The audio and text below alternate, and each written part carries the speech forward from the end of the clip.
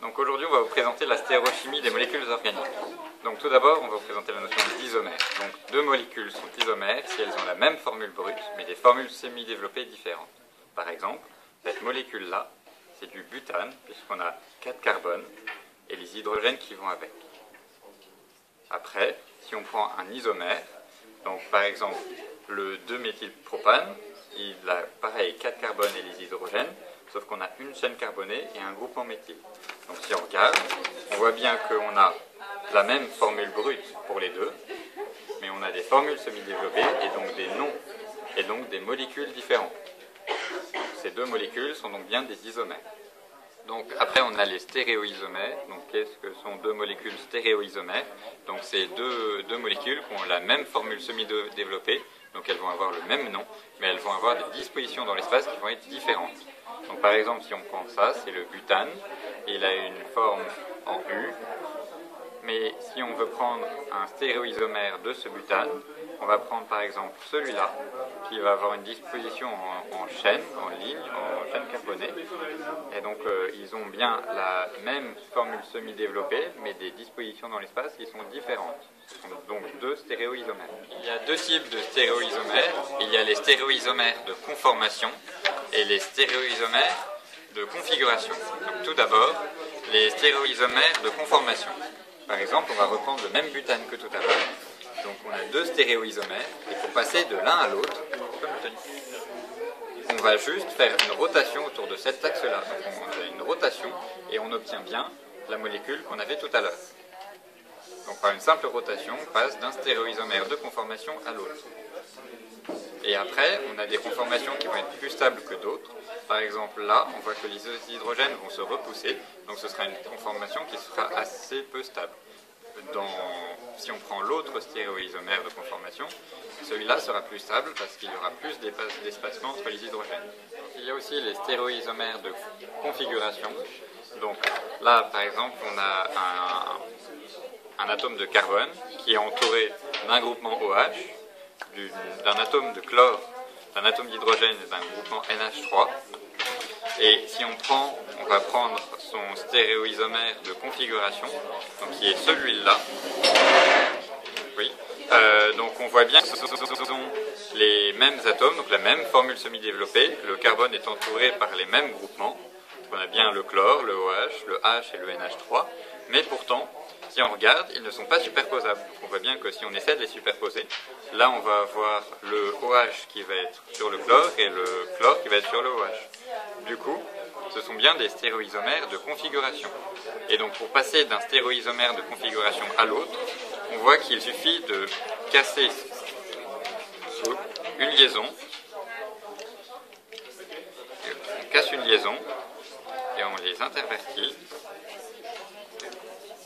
Et on voit bien qu'on va obtenir la même molécule, donc elles sont bien superposables. Donc on est bien passé d'un stéréoisomère de configuration à l'autre.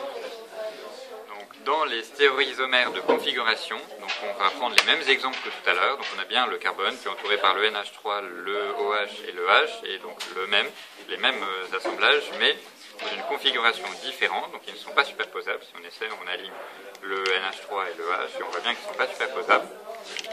Et donc dans les stéréoisomères de configuration, il y a une sous-classe qui s'appelle les diastéréoisomères, qui sont les molécules qui ne sont pas superposables par rapport à leur image. Par exemple, quand on prend un miroir, donc si on place notre molécule comme ça, et on voit le reflet dans le miroir, et donc on va prendre la même que tout à l'heure, qui va être exactement son reflet. Quand on enlève le miroir, on voit que c'est exactement la même. Ça veut dire que ces deux stéréoisomères ne sont pas des diastéréoisomères, puisqu'ils sont l'image l'un de l'autre.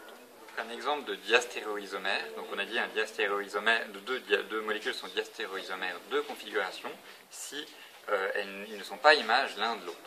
Donc là par exemple, si on essaie de superposer ces deux molécules un peu compliquées, on voit qu'on ne peut pas les superposer. Et si on essaie de les mettre l'une face à l'autre, on voit bien qu'ils ne sont pas images l'un de l'autre. Donc ces deux molécules sont bien deux diastéréoisomères. Donc un exemple de diastéréoisomère, donc on a dit un diastéréoisomère, deux molécules sont diastéréoisomères de configuration si ils ne sont pas images l'un de l'autre. Donc là, par exemple, si on essaie de superposer ces deux molécules un peu compliquées, on voit qu'on ne peut pas les superposer. Et si on essaie de les mettre l'une face à l'autre, on voit bien qu'ils ne sont pas images l'un de l'autre. Donc ces deux molécules sont donc bien deux diastéréoisomères. Une notion très importante est la notion d'objet chiral. Donc une molécule est dite chirale si elle n'est pas superposable avec son image dans un miroir. Par exemple, si on prend une molécule simple, on regarde dans un miroir. Donc là, on voit son reflet.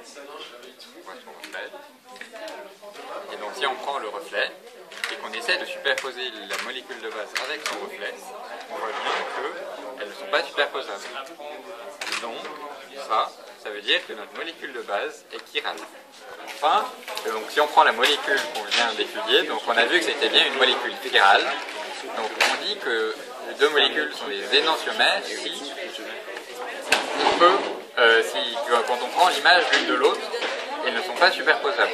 Si on prend ces deux molécules-là, qui sont fondamentalement les mêmes, et ce sont des énantiomères parce que quand l'un est le reflet de l'autre, on ne peut pas les superposer.